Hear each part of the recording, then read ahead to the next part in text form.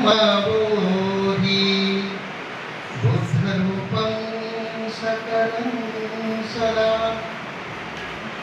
हे पद्यामध्ये महासागर भगवान गौतम देवानं प्रिय प्रिय दशी राजा सम्राट बौद्ध धर्मासाठी ज्या ज्या महापुरुषांनी महाव्याख्यानी प्रेरणी दिलेल्या त्या सर्वांना आदर करतो। आपल्याला भारतामध्ये बौद्ध धर्माचा प्रसार आणि प्रसार करण्यासाठी ज्या महापुरुषांनी म्हणजे बाबासाहेब आंबेडकर, डॉक्टर बाबासाहेब आंबेडकर यांनी भारतीय बौद्ध महासभा स्थापन केलेली आहे आणि त्या बाबासाहेबांच्या महापरिनिर्वाणानंतर तितक्याच ताकदीनं संपूर्ण ठिकाणी थोर ठिकाणी महापासक आदरणीय भैय्यासाहेब आंबेडकर यांनी प्रयत्न केले। त्याच्यानंतर मीराताई यांनीही प्रयत्न केलेले आहेत आणि आता भीमराव डॉक्टर भीमराव आंबेडकर जे प्रयत्न करत आहेत त्यांच्या कार्याचं मी स्मरण करून त्यांचं पुण्यानुमोदन करतो आणि त्या सर्व व्यक्तींविषयी आदर व्यक्त करतो। त्याचप्रमाणे बौद्धजन पंचायत या पंचायतचे सभापती आनंदराव आंबेडकर आणि त्यांची ही सर्व पंचायत या ठिकाणी जी काम करते त्यांच्याविषयी सुद्धा जे धार्मिक काम करतात त्या कार्यक्रमाचं मी पुनरावलोकन करतो, त्यांच्याविषयी आदर व्यक्त करतो। तसेच या ठिकाणी शाखा क्रमांक 485 आणि पंचशील महिला मंडळ आणि इतर ठिकाणी सर्व पंचायतच्या या कार्यक्रमामध्ये उपस्थित आहे। त्याचप्रमाणे भारतीय बौद्ध महासभा शाखा संमिश्र तालुका यांची संपूर्ण कार्यकारिणी सर्वांची नावं घ्यायला घेत नाही आणि मी जास्त काही बोललो पण नाही म्हणजे याच्याविषयी, कारण ब्राह्मणाचं बोलणं ते खूप उशीर होईल आणि खूप उशीर झालेला आहे। त्याबद्दल मी सर्वांविषयी एकदा आदर व्यक्त करतो आणि सर्वांना जय भीम करतो। जय भीम, जय भीम, जय भीम।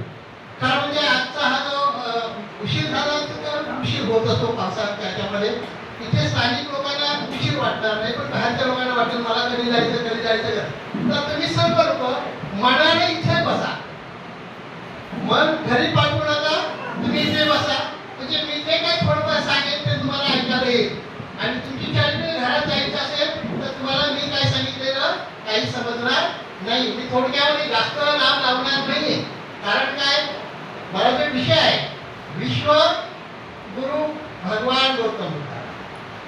आता विश्वगुरु एवढं सांगायला हा वेळ नाहीये एवढा, पण तरी सुद्धा ते विश्वगुरु कसे आहे हे थोडक्यात मला तुम्हाला सांगता येईल असं मी तुम्हाला सांगेन। प्रथम मी एक सर्व लोकांमध्ये थोडीशी चुकीची संज्ञा केलेली आहे त्याला मी थोडीसं बरोबर करतो असं मला वाटतं, कारण आजपासून वर्षभर चालू आहे।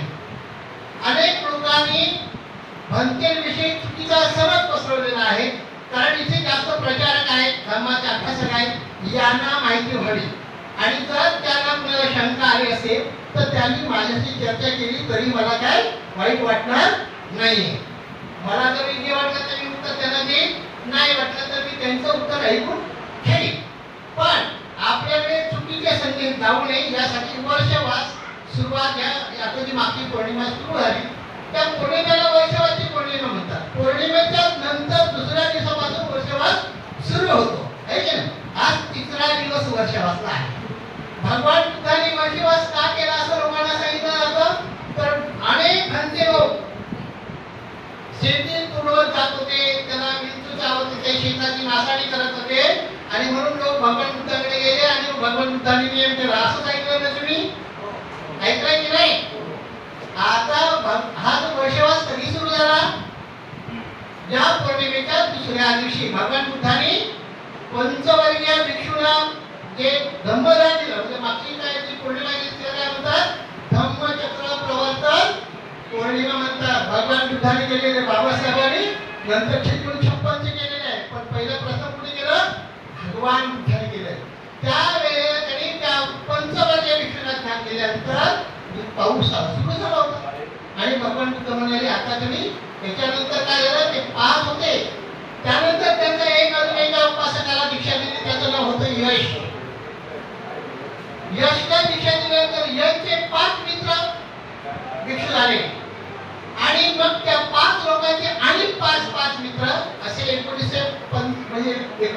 55 झाले आणि पहिले 5 एकूण किती झाले 60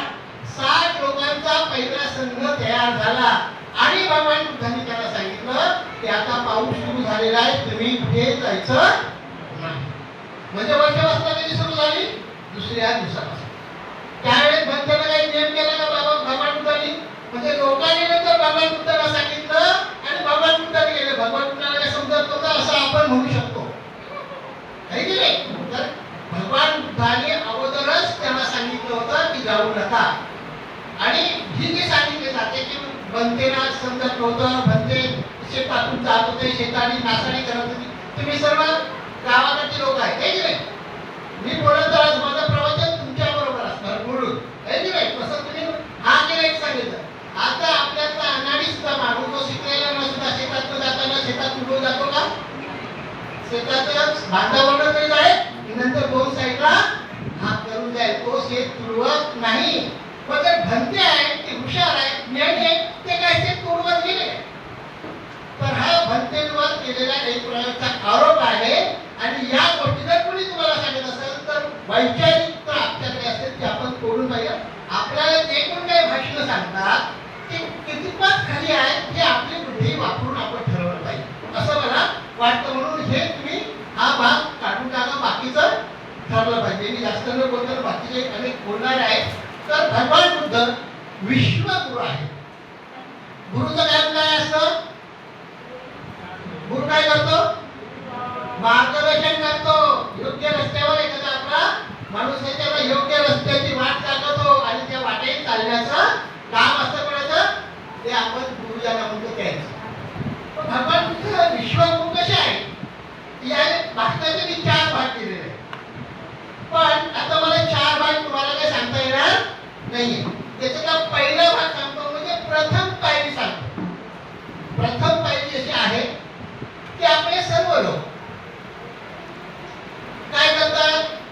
कोणाची पण घेईन. आता सगळे मला वाटतं वेगवेगळ्या ठिकाणी सरकारी नोकरीमध्ये आहे की नाही? आणि जर त्या ठिकाणी कोण शिवाजी महाराजांची जयंती घेऊया. आता आपल्याकडे शिवाजी महाराजांचा फोटो लागतो. शिवाजी महाराजांची जयंती घेऊया, महात्मा फुलेची जयंती घेऊया, आहे की नाही? पण बौद्ध लोकांचा जास्त भरणा असेल तर काय बोलतात? पंचशील बोलतात. बोलतात की नाही? पण जे बौद्ध नाहीये ते काय बोलतात का? नाही बोलत. त्यांना काय वाटतं हे बौद्धांचं आहे, आपलं नाहीये, आणि म्हणून ते काय बोलत. अशा तऱ्हेची एक कथा मी तुम्हाला सांगतो, म्हणजे तुम्हाला गोष्टी लवकर समजेल. राजस्थानमध्ये एक शाळा, तिथे पंचशील शिकवलं जातं. तसं आता मी तिकडे उदाहरण देण्यापेक्षा मी तुमच्या इथलं सांगतो. आता आपल्या झोपडपट्टीमध्ये काय काय आपले तरुण मुलं आहेत ते एकत्र येतात आणि आपल्या झोपडपट्टीतल्या काही मुलांसाठी क्लास घेतात. आता झोपडपट्टीत क्लास घेणार तर कुठे घेणार क्लास? विहारातच. आता विहारात जर आपण क्लास घेतला तर विहारात आता आपण भाषण सुरू केलं ना, काय करतो आपण विहारात? पंचशीलने सुरुवात करतो. आणि पंचशीलने सुरुवात केल्यानंतर नंतर क्लास सुरू होतो. आता पहिल्या प्रथम संपूर्ण झोपडपट्टीची पोरं फुल भरतो विहार. जसं पंचशील काय शिकवल्यानंतर लोकांना कळतं हे बौद्ध नाहीत, ते त्यांना असं वाटतं की आमच्या पोरांना हे जे शाळेत ट्युशन शिकवणारे शिक्षक आहेत हे बौद्ध बनवतात आहेत आणि पंचशील शिकवतात आहेत. आणि पंचशील काय शिकवतात त्यांना? तर ते बौद्ध बनवण्यासाठी शिकवतात आहे. मग काय झालं असेल? मग मात्र त्या क्लास मधली काय होते पोरं आस्ती कमी व्हायला लागली. मग कमी व्हायला लागली, शिक्षकांच्या लक्षात आलं पोरं कमी का होत आहे. मग त्याने एका मुलाला विचारलं, काय रे बाळा, तो राजू काय येत नाही? सर, त्याची आई तर असं म्हणते की तुमची मुलगी आहेत ना बौद्ध बनवतात आमच्या पोरांना, आम्ही काय तुमच्या क्लासमध्ये मुलाला पाठवणार नाही. मग त्यांनी काय केलं? दुसऱ्याला तिसऱ्याला विचारलं. ते सुद्धा तसेच म्हणायला लागले की तुमचे गुरुजी आहेत, तुमच्या क्लासमधले लोक आहेत की आमच्या मुलांना काय करतात? बौद्ध बनवायसाठी पंचशील शिकवतात आहे. आणि मग तिथल्या शिक्षकांच्या लक्षात आलं. काय लक्षात आलं असेल? की आपण मुलांना शिकवतो हे चूक नाहीये, आहे बरोबर, पण शिकवतो तर त्याचा अर्थच आपण त्याला सांगितला नाही. मग आपल्याला चूक झाली. आणि त्याच्यासाठी मग त्यांनी सगळ्या मुलांना एकत्र बोलवलं, त्यांना सर्व समजावून सांगितलं आणि मग पालकांनी सभा घेतली. नाही तर तुम्ही लोक जाता ना पालकाच्या सभेला, एखाद्या मुलांना कोणते बोलवतात पालकाच्या सभेला, मग पालकांची सभा बोलवली. पालकांच्या सभेसाठी सगळं आहे. आता तुम्हाला माहिती आहे की एखादं कसे लोक असतात, ते उपासकाचे लोक आहे की नाही, काय काय कर्तव्य असतात. मुला का मुलांना पाठवत, अहो काय पाठवायचं नाही म्हणजे काय, तुम्ही आमच्या मुलांना बौद्ध बनवतात नाही तर रागात कसे बोलतात, एकदम भटकून बोलायला. शिक्षक नम्रतेने बोलतात, अहो आम्ही तुमच्या मुलांना काय शिकवतो ते तर यायला पहिला. नाही नाही आम्हाला माहिती आहे तुम्ही काय शिकवता ते. मग शिक्षक अजून नम्रतेने म्हणाले, ठीक आहे तुम्ही मुलांच्याकडून ऐका तरी, आणि जर तुम्हाला हे वाटलं की आमच्या मुलांना नका शिकवू तर आम्ही शिकवणार नाही, मग तर झालं. मग त्यांचं थोडं समाधान झालं, उद्यापासून आम्ही तुमच्या मुलांना शिकवणार नाही. मग त्याला तिथल्या जे शिक्षक आहेत त्याने एका मुलाला उठवलं, बाळा उठ रे, काय शिकवतो आम्ही तुला. तो म्हणला पानाती पाता वेल म्हणे शिक्षापद समाधी. आता मी याचा गहरामधला अर्थ सांगणार नाही, वर जो आता आपल्याला समजतो तेवढा अर्थ आहे, याचा अर्थ फार मोठा आहे, पण सामान्य लोकांना समजेल असाच अर्थ त्या मुलाला सांगतो. मी हत्या करणार नाही, हिंसा करणार नाही, हत्या हिंसा न करण्याचे मी काय घेतो शिकवण स्वीकारतो, ते अनुकरण करतो, ते प्रातिनिध्य करतो असं त्या मुलाला सांगितलं. मग शिक्षकांनी त्या पालकांना विचारले, आम्ही तुमच्या मुलांना मारामाऱ्या करू नका सांगतो, हत्या करू नका सांगतो, हिंसा करू नका सांगतो, कुणाला मारू नका सांगतो, आता तुम्हाला असं वाटतं का की हे आम्ही तुमच्या मुलांना शिकवू नये. जर तुमच्या मुलांना एखाद्याला मारलं मर्डर केले तर फक्त बहुतेक लोकांना सजा लागेल का सगळ्यांना लागेल, सगळ्यांना लागेल ना. मग तुम्हाला जर असं वाटत असेल की हे आमच्या मुलांना शिकवू नका तर आम्ही तुमच्या मुलांना शिकवणार नाही. कोणती आई, कोणत्या समाजातले, कोणत्या धर्मातले, कोणत्या जगभरातले जेवढे धर्म आहेत त्या धर्मातले लोक असं म्हणू शकतात का हे माझ्या मुलाला शिकवू नका म्हणून? नाही म्हणू शकत ना. हो गुरुजी असं आहे तर तुम्ही आमच्या मुलांना हे शिकवलं पाहिजे, हे काय बौद्धांचंच नाही. त्यानंतर तिसऱ्या मुलाला विचारलं, आम्ही तुला काय शिकवतो रे बाळा. तो बोला अधिना दाना, अधीन म्हणतात काय लोक, पण अधिना दाना वेर म्हणजे शिक्षापदान समाधी आहे. त्याला विचारलं काय रे बोल, चौथ्या मुलाला विचारलं काय बोलतोय हा. तो बोला मी चोरी न करण्याची शिक्षा प्रतिज्ञा ग्रहण करतो. मग त्यांनी पालकांना सांगितलं, आम्ही तुमच्या मुलांना बाबांना चोरी करू नका, दुसऱ्याने न दिलेली वस्तू घेऊ नका. दिलीच नाही ती वस्तू घेणं म्हणजे चोरी आहे, मग ती घरातली असो किंवा बाहेरची असो. जी आपल्याला कोणी दिली नाही ती आपण घेणं चोरी होतं. आणि मुलांना आताच्या मुलांचं काही मला माहित नाही, पण माझ्या बरोबरच्या मुलं जे आहेत किंवा जे लोक आहेत त्यांना अनुभव आला असेल कदाचित. आपण शाळेमध्ये गेलेल्या आपल्या शाळेतल्या पट्ट्या चोरीला जायच्या, कंपास पेटीतले कंपास जायचे, शीट पेन्सिल चोरीला जायचे, काय पुरं पैसे ठेवायचे आतमध्ये, आई वडिलांनी 1-2 रुपये दिले ते पण चोरीला जातात. ते हे काय भारतीय लोक नाही का? नाही ना, त्याच्यातच मुलगा कोणतरी चोरी करतो. आणि म्हणून त्या लोकांनी विचारलं की आम्ही तुमच्या मुलांना शिकतो बाबा चोरी करू नका, दुसऱ्याचं घेऊ नका, दिलेलं काही करू नका. हे ना तुम्हाला गरज लागली तर आईच्या पिशवीतून बापाच्या पाकिटातून पैसे काढू नका. कदाचित शाळेत सुद्धा लागत असते, पण ते विचारल्याशिवाय घेणं म्हणजे काय होतं, चोरी होतं. आता तुम्हाला जर असं वाटत असेल, तुम्हाला सुद्धा तुम्ही बसलेल्या सुद्धा लोकांना वाटत असेल हे फक्त बौद्धांसाठीच आहे, बाकीच्या लोकांसाठी नाही आहे, तर आम्ही तुमच्या मुलांना उद्यापासून हे शिकवणार नाही.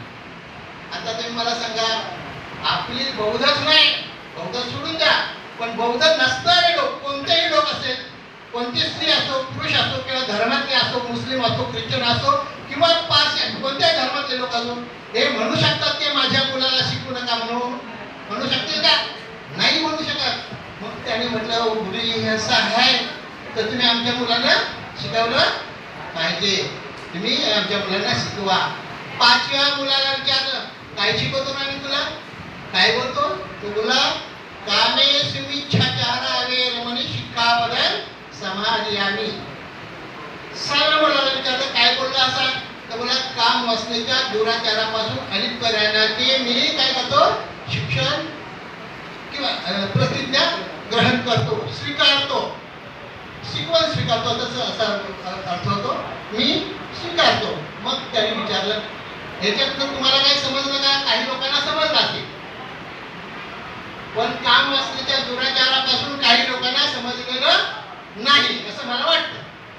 तर याचा असा अर्थ होतो पुरुषांसाठी, मुलांसाठी नंतर बोलतो, पुरुषांसाठी असा आहे की माझी पत्नी सोडून अन्य स्त्रियांच्याकडे मी काम वासनेच्या म्हणजे वाईट नजर तुम्ही म्हणता तसं पाहणार नाही. आणि स्त्रियांसाठी आहे मी माझा नवरा सोडून अन्य परपुरुषाकडे वाईट दृष्टिकोनातून विचार करणार नाहीये. तसं शाळेमधल्या मुलांसाठी आहे की मी शाळेतल्या कोणत्याही मुलीला माझ्या बहिणीसारखं समजून तिच्याकडे तसाच व्यवहार करेन. मी तिची टिंगल करणार नाही, कवाली करणार नाही, मजाक करणार नाही, मस्करी करणार नाही. आता हे शाळेतल्या मुलांना सांगितल्यानंतर शिक्षकाने विचारलं की आम्ही तुमच्या मुलांना काय शिकवतो, मुलींची टिंगल करू नका, कवाली करू नका, मजाक करू नका, मस्करी करू नका. आता तुम्हाला जर वाटत असेल फक्त बौद्धांसाठी आमच्यासाठी नाहीये, तर आम्ही उद्यापासून तुमच्या मुलांना शिकवणार नाही. कोणते आई वडील म्हणू शकतात का की हे आमच्या मुलांना शिकू नका म्हणून? बोलतील का? बोलायला काही मला ऐकत नसत, ऐकत असत तरी बोला, बोलतात का? नाही ना. ते म्हणतील आमच्या मुलांना हे शिकवायला पाहिजे. त्याने काय म्हटलं, शिक्षक गुरुजी हे असं आहे तर आमच्या मुलांना तुम्ही शिकवलं. त्यानंतर 7व्या मुलाला विचारलं काय रे बाळा मी तुला शिकवतो, तुला मुस्सा वागावे, मुस्सा नाही मुसा वागावे म्हणजे शिक्कापद समान. विचारलं का काय त्याचा अर्थ होतो, तर मला मी खोटं न बोलण्याचे प्रतिज्ञा ग्रहण करतो. एक खोटं ना म्हणजे आणि खोटं बोलणार नाही अशा स्वरूपाचं मी शिक्षण घेतो किंवा अनुग्रह स्वीकारतो, अशा स्वरूपाचं त्यांनी सांगितलं.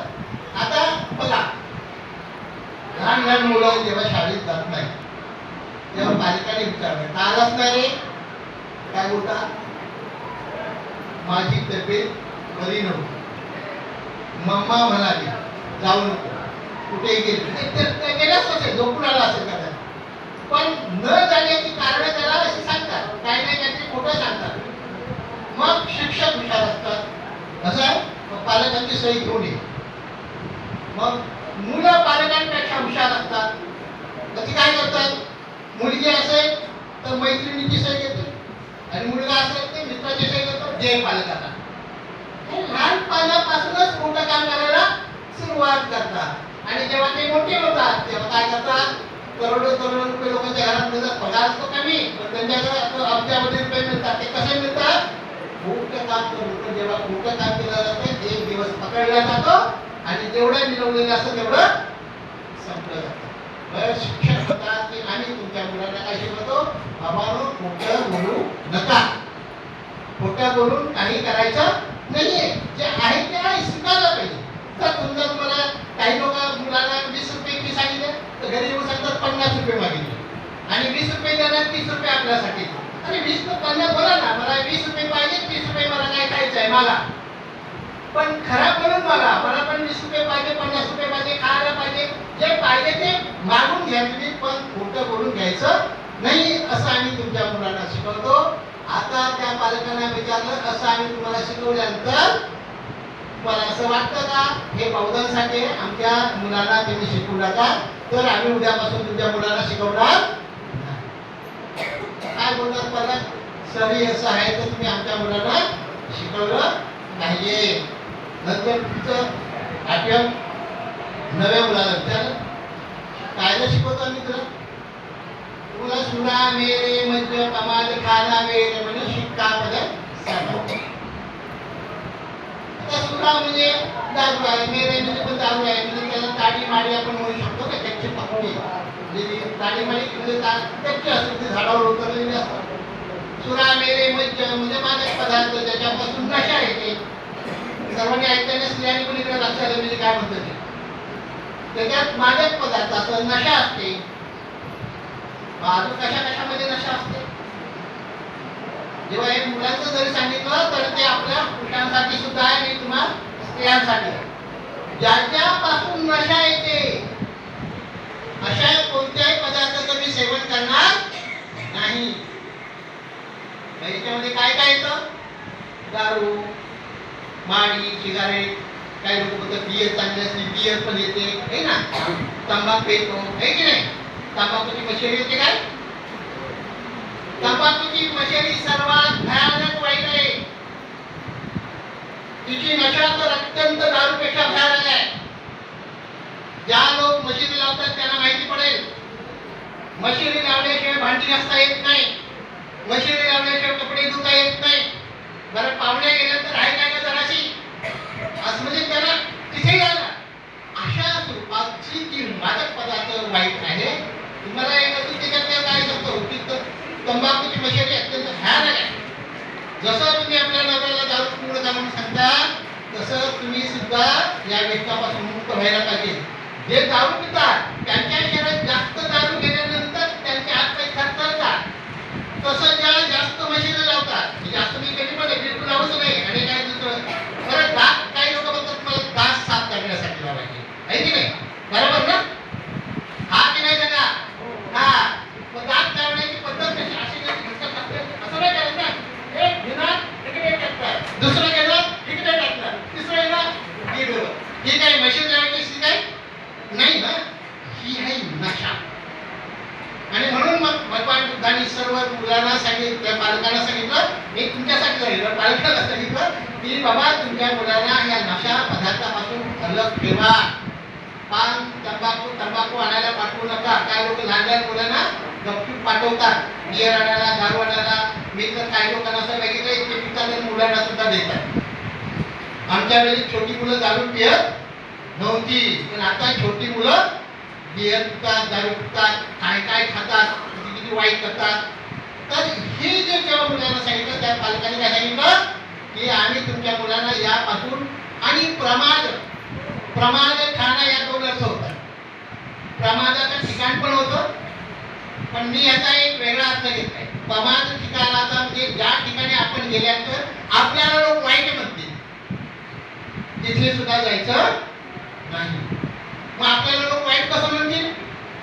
समजा आज तुम्ही मला बघितलं आहे की नाही, अरे चांगलं प्रवचन करत होता आणि उद्या मी तुमच्या इकडे आलो, मला माहित नाही पण एखादं दारूचं दुकान आहे आणि ते दारूचं दुकान खुललं आहे आणि मी तिथे पावसात उभा राहिलो, तुमच्यातल्या कोणीतरी मला बघितलं तर काय बोलेल? आता रात्री बोलत होता, आता दारूच्या दुकानात आम्हाला कुठून उभा राहिलाय ना, दारूच्या दुकानात म्हणजे निघणारा दारूच्या दुकानात पण आम्हाला बघून उभा राहिलाय. बरं आता ते दारूचं दुकान बंद आहे आणि मी तिथे आहे, काय म्हणते किती माणूस बेकार आहे, दारूचं दुकान खोलायची वाट बघतोय. म्हणजे काय, ज्या ठिकाणी आपण गेलो की आपल्याला लोक नावं ठेवतील, आपल्याला लोक बदनाम करतील, अशा ठिकाणी सुद्धा जायचं नाही. आणि हा जो तत्व आहे, ही तत्व भारतातल्या नाही जगातल्या सर्व लोकांना लागू पडतात, एका व्यक्तीसाठी नाही.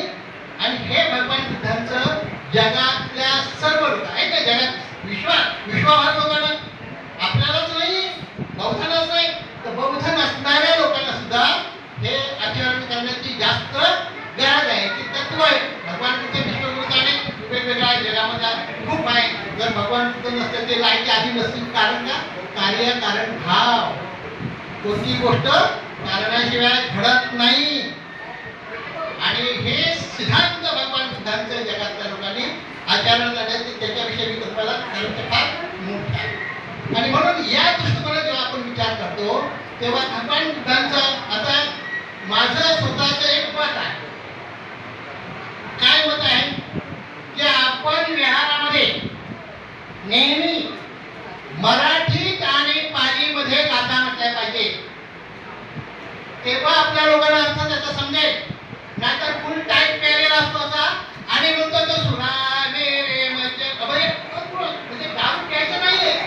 त्याला जर कदाचित माहिती झालं हे तर तो कमीत कमी बोलणार तरी नाही, दारू प्यायचं नाही याचा अर्थ हा तो काय करेल, गपची गप उभा राहील. म्हणजे त्याचा अर्थच नाही त्या लोकांना समजला. आम्ही जे काय बोलतो त्याचा अर्थच नाही समजला. आमच्या इकडे सगळे बौद्धाचार्य भरपूरसे आहेत, त्यांच्याविषयी मी सर्वांविषयी आदर व्यक्त करतो. आणि मी माझं एक की आपले सर्व जेव्हा पूजा पाठमध्ये उभे राहतात, बौद्ध करणारे बौद्धांच्या उभे राहतात आणि लग्नाच्या शेवटचा हार देतात हातात, आहे की नाही? हार देतात हातात. हार हातात दिल्यानंतर ते म्हणतात आता मी तुम्हाला महामंगळसूत्र ऐकवतो. बोलतात बरोबर आहे ना? आता मी सर्व लोकांचं लग्न झालेलं सर्व लोकांना विचारतो. दिल्यानंतर बौद्धाच्या करतो असे म्हणा की बालानं पंडितानं तसे म्हणा पूजाचं पूजन यानं येतं मंगल उत्तम की उत्तम. काय सांगा? काय समजलं का? नाही समजलं. कमीत कमी आता तुम्हाला काही समजलं तर करायला कधी तुम्ही आपल्या घरामध्ये कार्यक्रम करा आणि या गाथांचा अर्थ समजून घेतला पाहिजे. असे बराच म्हणजे बालानं म्हणजे मूर्खाच्या संगतीपासून दूर राहिलं पाहिजे. पूज्य लोकांची पूजा केली पाहिजे. भगवान बुद्ध धर्मात पूजा नाही असं नाही आहे, पण कुणाची पण पूजा केली जात नाहीये. त्या पूजेच्या धुराईस आपण त्याची पूजा केली जाते. ज्याने काहीच केलं नाही समाजासाठी त्याची काय पूजा करायची? तो आपल्यासाठी आदर्श करा. आणि म्हणून जेव्हा आपण या ठिकाणी जेव्हा समजतो तर या गाथांचा कमीत कमी विहारामध्ये सगळ्या गाथांचा अर्थ समजून काढण्यासाठी प्रवचन ठेवायला पाहिजे, याच्यावर बोलायला पाहिजे. महामंगळसूत्र आहे उपासकांसाठी भगवान बुद्धाने काही म्हणजे शुद्ध सांगितलेले आहे. पराभव सुद्धा आहे त्यापैकी, करणे महामंगळसूत्र आहे, शिगार सुद्धा आहे, पप्पद्या सुद्धा आहे, जेणेकरून आपण आपलं सुखी जीवन, मी सामान्य माणसासाठी सांगतो, बौद्धाच्या किंवा मोठे ज्ञानी त्या लोकांसाठी नाही सांगितलं, की त्यांना माहिती असेल तर सर्वसामान्य उपासकाला या गोष्टीचं जर तत्वज्ञान समजलं, जसं एक भगवान बुद्धांचं जे आता आपण येणाऱ्या वर्षवासाची शेवटी गाथा आहे. भगवान बुद्धांनी सांगितलं सर्व लोकांना, काय सांगितलं? चरत्त भिकवे चालिकं बहुजनिताय बहुजन सुखाय लोकानुकंपाय अर्थाय हिताय. मी जास्त या अर्थाय शब्दाचा इथं महेश्वर आमचे पालीचे शिक्षक आहेत. मी प्रत्यक्ष पालीचा विद्यार्थी नाही. मी पाली आणि धर्माचा प्रचार करतो. म्हणजे एखाद्या कार्यक्रमात मला बोलवलं तर पाली लोकांनी शिकलं पाहिजे, पाली काय शिकलं पाहिजे याविषयी बोलतो. मी पाली थोडाफार तास असं शिकवलं येतं, मला आधीमध्ये बोलता येतं, थोडंफार समजतं, पण प्रत्यक्ष मी काही शिक्षण पालीचं म्हणजे शाळेत क्लास म्हणजे असं कॉलेज वगैरे काय घेतलेलं नाही. आणि म्हणून मला स्वतःला जर कोणी म्हटलं तर मी म्हणतो पालीचा प्रचार बोला किंवा धर्म प्रचारक म्हटलं तरी सर्वात उत्तम आहे ना. आणि या दृष्टिकोनातून तर त्याला माहिती आहे, पण या शब्दाचे दोन अर्थ होतात. अथायचा अर्थ पण अथायचा कल्याण सुद्धा होतो आणि अथायचा अर्थ दुसरा घेतला तर आर्थिक पण होतो. तर इथे मी आर्थिक अर्थ घेतो. भगवान चरत विक्वे चारिकं बहुजनिताय बहुजन सुखाय लोकानुकंपाय अर्थाय हिताय. म्हणजे लोकांच्या हित आणि सुखासाठी जर तुम्हाला धनतेने जायचं असेल तर तुम्ही काय करायला पाहिजे? पहिला प्रथम धनतेने तर लोकांना आर्थिक प्रॉब्लेम समजावून सांगा. की आपण करतो ना आर्थिक, समजा एखाद्या म्हणजे 1,00,000 रुपये पगार आहे आणि एकाला 25,000 पगार आहे. आताच्या काळात मी पहिलं तर अजून कमी बोललो असतो, पण आता 25,000 घेऊया. ₹1,00,000 असणारा जर माणूस व्यावहारिक दृष्टिकोनातून जर व्यवहार व्यवस्थित केला नाही तर ते 25,000 वाल्याकडे पैसे मागायला जाईल. का जाईल? ते त्याला आर्थिक सोस कसा ठेवायचा, आर्थिक नियोजन कसं करायचं हेच त्याला समजत नाही. चुकीच्या मार्गाने पैसे खर्च करेल, चुकीच्याकडे जातील. आणि म्हणून भगवान बुद्धांचा ज्या काही गाथा आहे त्या गाथातले व्यवस्थित अर्थ आपल्याला समजलं पाहिजे. आणि पुढे लोक बोलतात आम्ही बोलतोय मी बोलतो म्हणून तुम्ही माझं मानू नका. मी जे सांगितले ते तुम्ही खरं पहा, आहे की नाही. आपली भाषा आपण काय झालं, आपली भाषा काय आहे? मराठी. आपण मराठीत बोलतो, पण आपले पूर्वज पालीत बोलत होते. आपले पूर्वज पालीत बोलत होते, आहे की नाही. तुम्हाला माहित नसेल तर तुम्ही पण पालीमध्ये थोडं थोडं बोलता.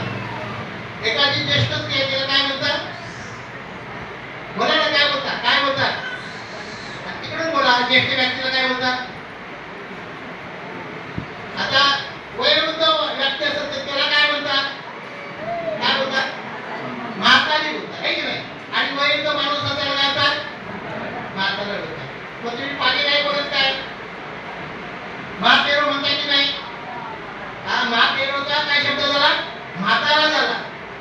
महादेवीचा शब्द काय झाला? म्हातारी. हे भाषा परिवर्तनाचा आहे की नाही? तसं आता अजून एक शब्द आलेला आहे, तुमच्यासाठी माहितीसाठी सांगतो. आता सध्या लोक पत्रिकेमध्ये काय लिहितात? दार लिहितात, माहिती तुम्हाला सर्वांना? दार काय लिहितात? दार या शब्दाचा अर्थ माहिती तुम्हाला? दार म्हणजे पत्नी. कोण आहे? दार म्हणजे कोण आहे? पत्नी आहे. तो पत्नीला दार का म्हणतात? काय असेल कारण? दार पत्नीचा शब्द रस्त्यावरची दाराला आलेला आहे. दारातून पत्नीला शब्द नाही गेलेला. कारण पूर्वी दारं नव्हतीच लोकांनी, तर पोलीस करत काय? पत्नी आले. पत्नी घरदार सांभाळणार कोण आहे? संसाराचं रक्षण कोण करतं? आता घराचं रक्षण कोण करतं? तो दार. घराचं रक्षण कोण करतं? दार. आणि पत्नी त्या काळात घराचं रक्षण करत होती म्हणून तिला दार म्हणत होते. आता तो दार शब्द सोडून कुणाला? दरवाजाला आला आहे की नाही? तर अशा स्वरूपाची भाषा परिवर्तन होऊन आतापर्यंत आलेली आहे. आणि म्हणून आपण लोकांनी, बौद्ध लोकांनी तरी, कोणता माणूस सांगतोय ते बरोबर आहे का, दुसरा म्हणतोय म्हणून वर्तन करायचं नाहीये. मी म्हणतो पण तुम्ही खरं मानू नका. तरी पण लोक खरं मानतात, आहे की नाही? अजून एक तुम्हाला शब्द सांगतो सध्या लोकांमध्ये आलेला. तुम्ही सांगायचं, मी बोलणार आहे तर तुम्ही पुढे करा. धोबीचा कुत्ता. बोला काय? धर्माना. पण तुम्ही लोकांना असं म्हणतात ना, पण तुम्हाला माहिती आहे अर्थ काय? याचा अर्थ काय होईल? धोब्याचा कुत्रा. बरोबर ना? ना घातला ना घाटावर. घाट म्हणजे कुठचा? जिथे कपडे धुतो तिथं. असंच ना?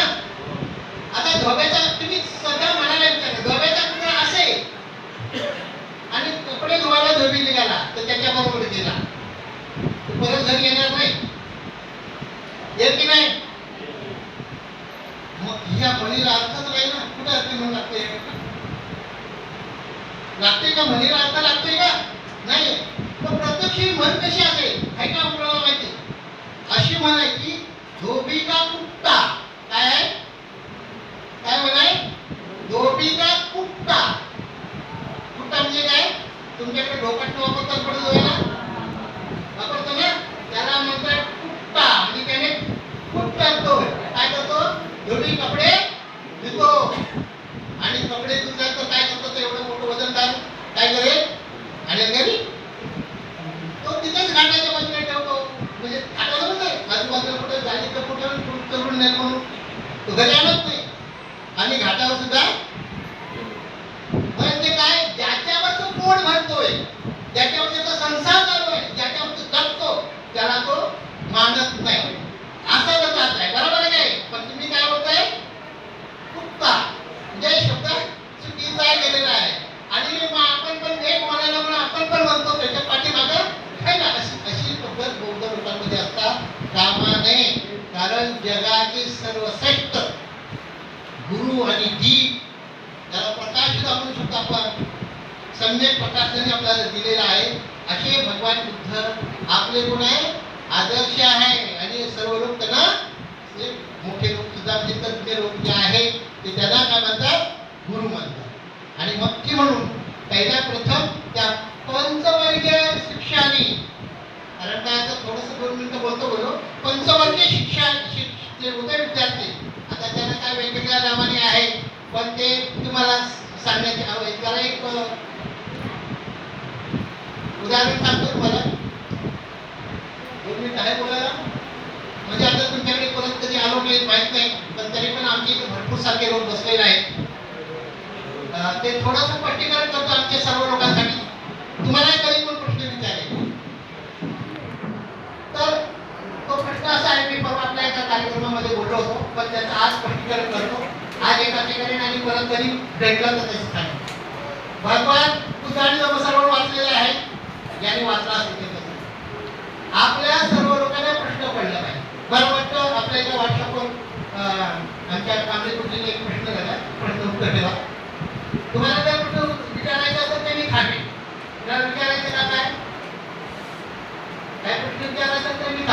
मी हे तुम्हाला उत्तर सांगतो. कारण आपले लोक कधी प्रश्न विचारले नाही. एका ठिकाणी मी गेलो होतो, ते बोलतो जरा आणि सर्व सिलेबस सांगितलं. कोणी डोक्यावर वंदनाचा डोक्यावर पदर घ्यायचा नाही, कोणी टोपी घालायची स्त्रियांनी अगोदर घातलेलं पण बोलायचं म्हणून मी बोललो. आणि कार्यक्रम संपल्यानंतर विचारलं मी स्त्रियांना की तुम्ही तर डोक्यावर पदर नाही घेतला. ते म्हणतात तुम्ही सांगितलं ना. मी म्हटलं सांगण्या अगोदर तुम्ही घेतला नव्हता. तो म्हणतो हो लोक सांगतात ना, मग सांगतात ते सोडून द्या, तुम्ही काय घेतलंय ते सांगा. एकालाही याचं उत्तर म्हणजे याचा अर्थ आम्ही सांगतो की तुम्हाला त्याचं उत्तर माहिती असायला पाहिजे. का पदर नाही घ्यायचंय, का नाही तुम्ही घालायचे विहारात, लोक माहिती तुम्हाला.